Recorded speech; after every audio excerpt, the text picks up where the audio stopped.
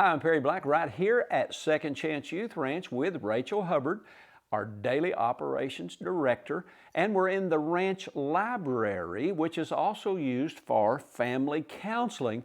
And Rachel is about to give you a tour, a very personal tour, and we're going to introduce you to some of our house parents. So don't go away, stay tuned.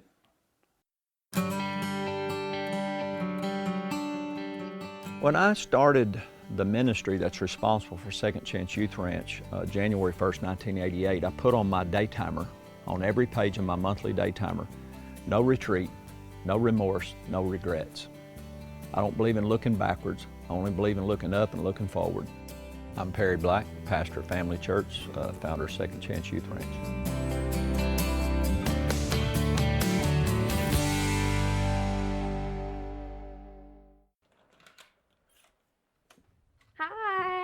Welcome to Second Chance Youth Ranch. I'm Rachel and I'm super excited to show you around my home.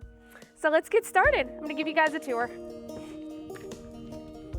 So as you can see, we kind of have a Western looking town out here, and that's kind of meant to symbolize, you know, a simpler time in life where family was priority and God was the center, and we wanted to create a peaceful place for children to come and heal.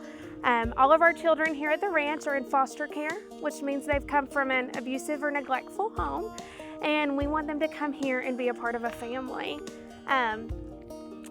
Second Chance Ranch is made up of several different homes that our kiddos live in, and I think that you guys would love to see one of those houses where our babies live.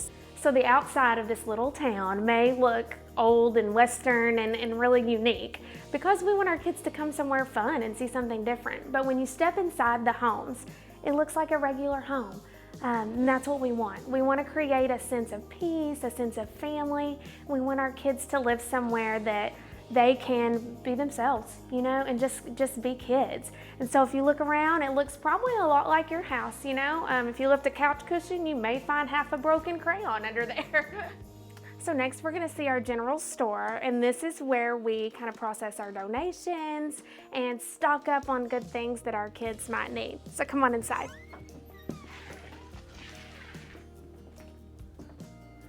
So as you can see, we have everything from clothes to toys to towels to bedding and anything in between. Often whenever a child comes into foster care, they really don't have much. Sometimes we'll have a child show up with just a trash bag with a few belongings in it, and we want to have anything they could need ready to go at that moment when they arrive.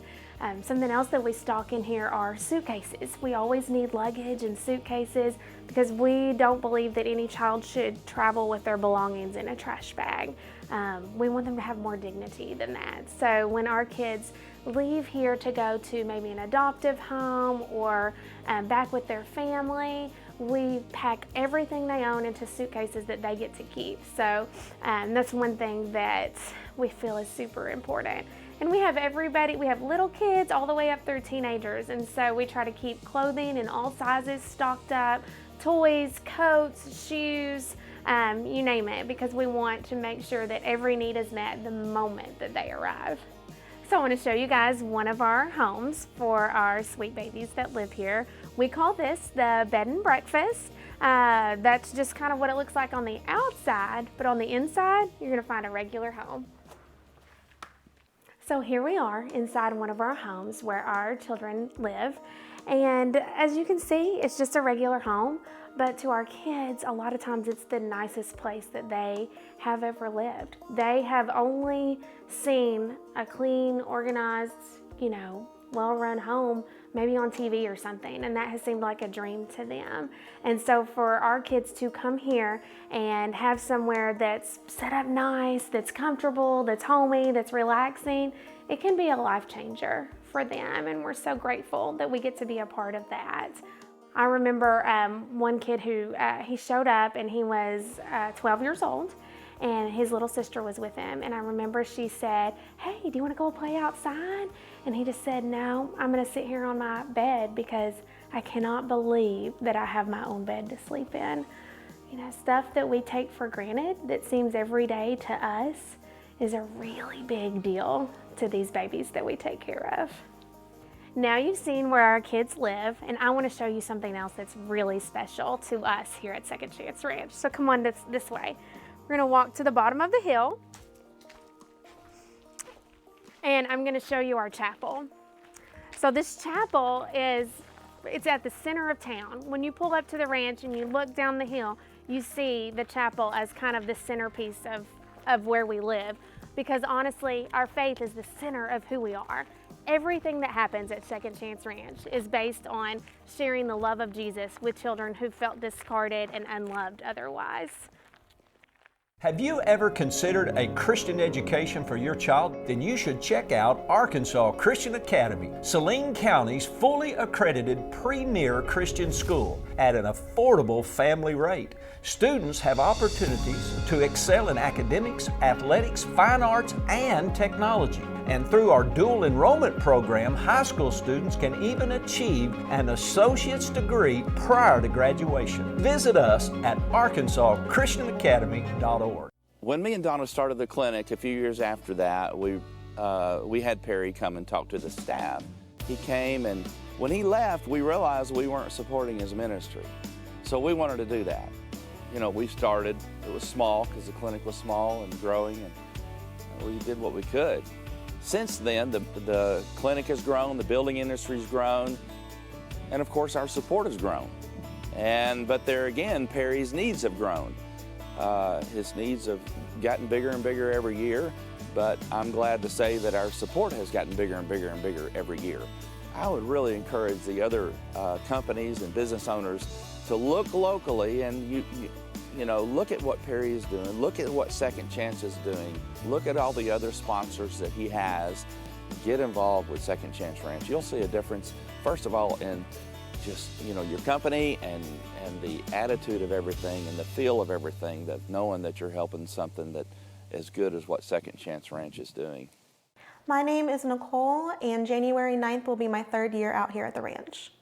I heard about Second Chance Ranch because I was a member of Family Church, and I wanted to get into foster care as a private placement. And a friend of mine who was a mutual friend of Rachel's said, if you want to get onto foster care, you need to meet Rachel Hubbard at the ranch. I wanted to get into foster care because I wanted to be a parent, and I am single. And the only way I knew how to be a parent without compromising what I hold dear to my heart and my values was to foster. And I found out in Arkansas that you could be a single foster parent. So I decided, in order to fulfill this desire that God had placed on my heart to be a parent, because he didn't place a desire for a husband, he placed a desire for children. And I knew that I wanted them, but I also wanted to hold my values dear and to not compromise my Christian walk. And so in order to do that, I thought that foster care was the perfect answer. I have fostered over 10 children in almost the last 3 years. I typically only have 4 in my house at a time because I am single and they kind of do outnumber me. Right now I do have 5. I have 4 children that are 10 and under, and then I have a 17-year-old. What I've learned from some of my children is that control doesn't really exist. You can very much make it a power struggle with your children when they want something and you know that they shouldn't have it. All the power is really in their court because they don't have anything to lose. In their mind, we're just another foster home. They've been through so many. We're just another step in their path, and they don't care if they leave. Where on my hand, I don't want them to leave. I want them to stay here. I want them to make good decisions. And if I keep pushing while they're trying to push, I can lead them on a path that will help have them make bad mistakes. And so I've learned a very hard lesson is, in order to have control, you just have to give it up. And sometimes you have to walk away from the situation if they're not harming themselves or others. You just have to walk away, let them cool down, even though you want to finish that and show that you're boss. In reality, the best control you have is when you give it up and you walk away and you come back later when you're both cooled down and you're both ready to talk and really talk out the situation, and not so much say, this is the rule, this is what you're going to do, you're going to obey me. More of, this is the decision you want to make, this is why I think you shouldn't make it. If you make this decision, you will get this consequence. If you don't make this decision, then we just move on and we move forward. God prepared me for this role, I feel like, my whole life. My childhood was not idealistic. It was not a normal childhood. I don't know who my father is, so I have my mother and my brother's dad, but they split up when I was a child. And my mom moved around a lot. She had a lot of boyfriends. And so I really sympathize with a lot of my children that come in here because I'm like, I've been there. I know what it's like. I've never been in foster care, but I do know what it's like to have a rougher childhood, or to not have a whole lot of presents at Christmas time, or to not know where your next meal is going to come from. And so it really, really helps that I can sit down with my children and really honestly say and tell them, I get it. I understand. I know what you're going through. I know how you're feeling. I've been here. I've done this. And children can see that. Children can see when you're not being fake. They can see when you're being real. And they really relate to that. They were like, Miss Nicole gets it. And for them to hear about my past and the mistakes that I've made, because I haven't always walked with God. It wasn't until I was 25 that I moved in with my grandparents when I was 24, and I became a Christian at 25. And to me, my grandparents are my version of the ranch. They saved me. And if I had not moved in with them, there's no telling where I would be. And for me to be able to sit down with my kids and be like, I've made your mistakes. I've been there. I was not a good person. I did a lot of bad things. And for them to see someone who is a Christian, who is doing this, who tries every day, for them to see Jesus in me, it shows them that this is possible for them too. And that they know that this is real and that I'm real, and that they don't have to stay in the cycle that they're in. The why that keeps me motivated is really simple, and it's God. I could not do this. I have so many people, when they find out what I do, the first thing they say is, I'm glad you do this because I never could. Well, the answer is I can't do this either. And it's hard. And my flesh tells me every single day, you can't do this. This is too much. Why don't you just go home to your bed where you don't have to worry about a kid setting an alarm off at midnight or someone throwing up in the car that you now have to clean. My flesh tells me that every single day, that life would be so much easier if I wasn't doing this. But God tells me every single day that this is where I've put you, this is where you need to be, and that I will guide you and give you strength through this day. I have an amazing support system. Not only do my biological family support me, so my brother, who also works at Family Church, is called the Ranch Uncle. He's the uncle to all the kids in my house. He's the uncle really to everybody, and everyone loves him, and he's always here for birthday parties and holidays.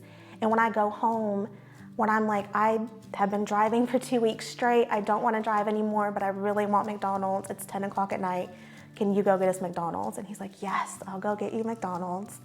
My mom and I have recently reconciled, and she's back in here, and she's Gigi to my children. And she's out here, I can call her and be like, I'm having a really bad day, I feel very overwhelmed. And she'll take off of work early and come out to me and just, even if it's not much, like it could be just a pile of laundry sitting on the table, but I'm just like, I need help. She'll come out here and help me. My grandparents support me financially. If there's a need in my house, they will either pay for it themselves or they'll talk to their friends, and their friends will help support some of our financial things. They and their retirement community have paid for zoo passes for us. They paid for a museum pass for my whole house. We do movie night every week, and in that movie night we have personal pizzas and slushies. They've paid for the icy maker and all the icy syrups. They've paid for that. And then I have the ranch itself, my village. I know if it's 2 o'clock in the morning and I've had a child who's just been escalated for hours and hours and hours, and I know that I can no longer help them, I can call Billy or Rachel or Chad Strike and say, can you please come? They're just not responding to me anymore. And Rachel will come down here or Billy will come down here, even if it's 2 o'clock in the morning, and they step right in. I know that I can call other foster parents and say, I am really, really sick today. One of my kids they're just really hyper and they just want to play, and I just cannot keep up with them. I really, really just need a small break. Can you watch one of my kids for a few hours? And they do. And so I have help everywhere I turn. And we were sitting around the table one night after eating dinner, because I had all teenagers then, and they were just talking about the what if game. What if this happened, what would you do? What if that happened, what would you do? And one of my girls said, Miss Nicole, if you had no job and you were living on the streets and your children needed food, I bet you would rob somebody. And that one girl who was just really hard, who I thought just wasn't hearing anything I was saying, spoke up and said, oh no, Miss Nicole would never do that. She would pray and it would happen. They do see not just me, that they see Jesus in me, which is my biggest thing that I want my kids to see. If there's one thing that I could say to encourage anyone out there who's thinking about foster care but think they can't do it, is you can. God can do so many amazing things through you if you just let Him. You just have to step back and say, I cannot do this on my own. It's not possible for me to do what I do. It is not possible for me to take care of 5 children who need my attention 24/7 when I'm one person. But I know that when I step back and let God work through me, that I can take care of any need of any child that walks through my house, and you can too. You just have to stop being afraid and just take that step and just trust in God that if He brought you and put this desire in your heart, that He will equip you through everything that you have to work through. Hello, I am Terry Tripp, and this is Empower Minute. Do you ever feel unqualified to do what God has called you to do? Well, let me remind you of something. Noah got drunk. Jacob was a liar. Rahab was a prostitute. David had an affair. Moses was a murderer. Peter denied Christ. John the Baptist ate bugs and Lazarus was dead. Hey, what's your excuse? God has never had anyone qualified working for Him yet. Now, I'm not condoning what these people did, but my point is God used all of them. Don't count yourself out. Let God use you in spite of your faults, failures, or sins. Yield to His plan today. This station helps you to do that. Support them financially. They are proclaiming hope all over the world. So I want to show you guys our chapel, and this is my favorite building here at Second Chance Ranch, because you know what? Everything we do, it matters, but nothing changes lives the way sharing the love of Jesus Christ does with these kids. So come on inside and let's take a look.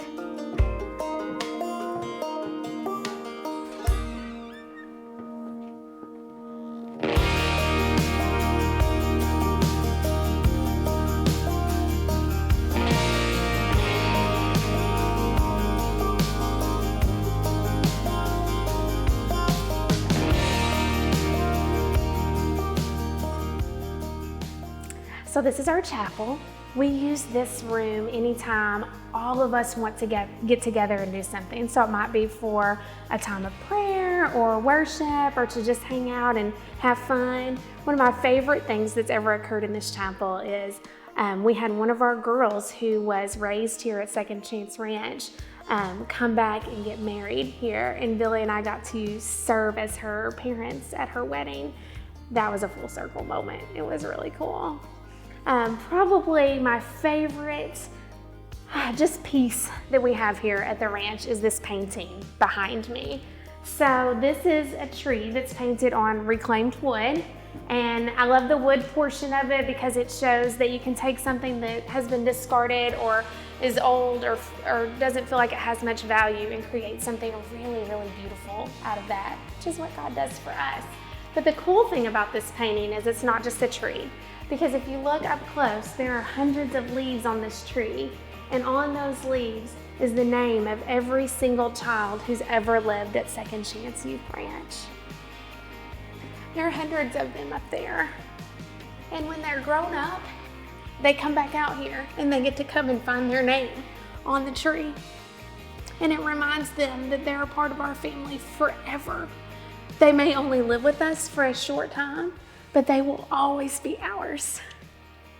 Thank you for coming and touring Second Chance Ranch with me. It's my pleasure to share my home with you. We depend on the support of donors just like you to make this happen. This setting is really a dream come true for kids who would not have this opportunity otherwise. And so we appreciate your partnership so much. Could you be mom and dad of this empty house and bring some song to those kids who need you? Could you be the ones who fill a gap and allow God to give you that tap? Could you be mom and dad? Could you set the table and allow broken kids to be able to eat a meal and finish their homework? Could you make a homework knowing the courage it took for that kid to get out of bed today? Could you be mom and dad? Could you handle the rough days, the rough ways, the rough stays when kids are angry and lash out? It feels personal, but it's not about you. Can you be there to help them through? The pain, the chaos, the deep sting of loss, they are not waste. They can't be tossed out like an old couch with rips and stains. They carry their things in a trash bag, a constant reminder of the life they had. Could you be a mom and dad? Could your shoulder be broad to catch some tears, to soothe those fears of all the trauma they've endured? Could you carry burdens from years of faltering families far and wide? Can you make a stable home and allow aching kids to gather inside? Could you help step up now and help us provide a home, a ranch, a second chance? These kids are His sheep, His lambs, His people. Could you be mom and dad?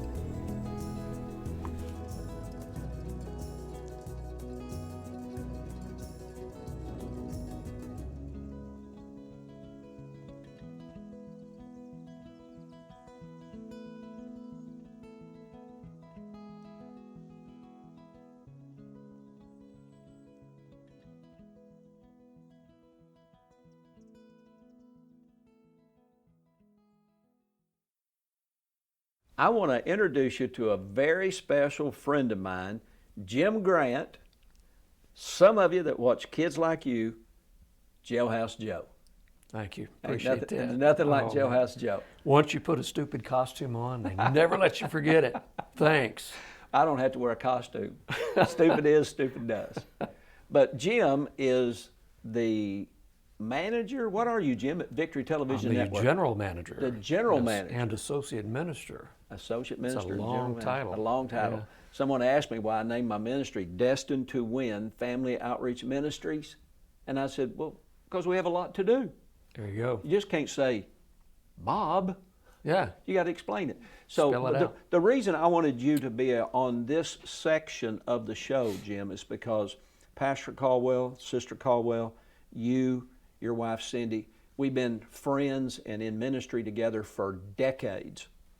And I really wanted our viewers at Second Chance Youth Ranch TV, why partnership with VTN? Why are you guys partners with us? And of course, we know why we're partners with VTN, because we're part of the VTN family. But why are you at VTN such an integral part of Second Chance Youth Ranch TV? Well, first, VTN is, our assignment is the state of Arkansas. God gave us this state as our assignment. A window into the homes. Into the homes of people all over Arkansas. We love Arkansas people. God's put that in our heart. And so we want to partner with Arkansas-based ministries that are making a difference here in the home state. There are a lot of good works internationally, nationally, other states, but we want to partner with people in Arkansas. Yeah. And we've seen what you and the team at the ranch have done for years. You're making a difference. You're changing lives. 19 years. Oh my gosh. We've had broke ground in 2000 and received our first children in December of 05. Amazing. And I tell everybody everywhere I go, I have worked hard for over 40 years to be internationally unknown. How am I doing? Congratulations. You got to have a go. You're there. You're there. And VTN has been an integral part of my life in ministry for over 20 years. Right. And I remember many years ago when I was on staff at Agape Church with Pastor Caldwell, sitting around the lunchroom sometimes talking about the dream of a television channel to reach the state of Arkansas. And now to just be in partnership. And we are so appreciative. What would you say to anybody that's watching Second Chance Youth Ranch TV? Why should they be in partnership with Second Chance Youth Ranch and young people in foster care? Yeah, just like the network, God brings dreams to pass. And what we see are a dramatic change in the lives of these kids. I was thinking about this coming out today, and I thought, many of these kids are going to come out of the ranch, and they're going to be Arkansan adults. Yes, they are. And they're going to be productive. Yep. They're not going to go back into that same cycle of abuse and neglect. Break the generational curse. Yeah. And you're going to see, I think, Perry, many of these kids that are going to be engineers, doctors, entrepreneurs, you know. Yes. And I'll tell you what, don't be surprised at some point in time if one of these kids doesn't become the next governor of the state of Arkansas. That would be awesome. That would be awesome. Then I wouldn't have to do it. So you I think that's not going to happen, but I think one of your kids at the ranch could. So that's what we see is we see lives changing, and they don't have to go back into that cycle. And we see these dreams in a big way, like what you've done in your ministry and in VTN, happen in the lives of these kids. That individually they can make a difference and be a shining light in their neighborhoods and their families. It's already happening. And you nailed it. And be a shining light, not just in the neighborhood, but to their own families. And our goal at Second Chance Ranch is family restoration, that we become a part of their life for the rest of their life. And if they're not restored to family, we become their forever family. And as Second Chance Youth Ranch, we're always looking for foster parents, we're looking for house parents, and we're looking for adoptive parents. The opportunities to be involved and engage is really an endless myriad of opportunity, and we want people to know that. We're honored at Family Church Bryant and Second Chance Youth Ranch TV to be in partnership with Victory Television Network. You and Cindy and Pastor and Sister Caldwell, an integral part of our life and our life story. If I were to ever write a book, it would have to include the story of Victory Television Network and Pastor Caldwell's influence in my life. You as my friend is invaluable, and there's nothing like having a friend like you that has the creative genius of reaching kids and helping us reach foster kids. Genius. Genius. Put that in the chapter. You're in. Jim Grant, God bless you. All right. Thanks for watching. I pray this show is inspiring you and informing you, and also pray it's challenging you, but more so, I pray that you take an opportunity to partner with us. I'm just going to be honest. We would love to have your financial support so we can continue to impact this generation. I don't believe in a pathetic generation. I believe this generation is prophetic, and with your support, we can continue to change lives and change the world. God bless.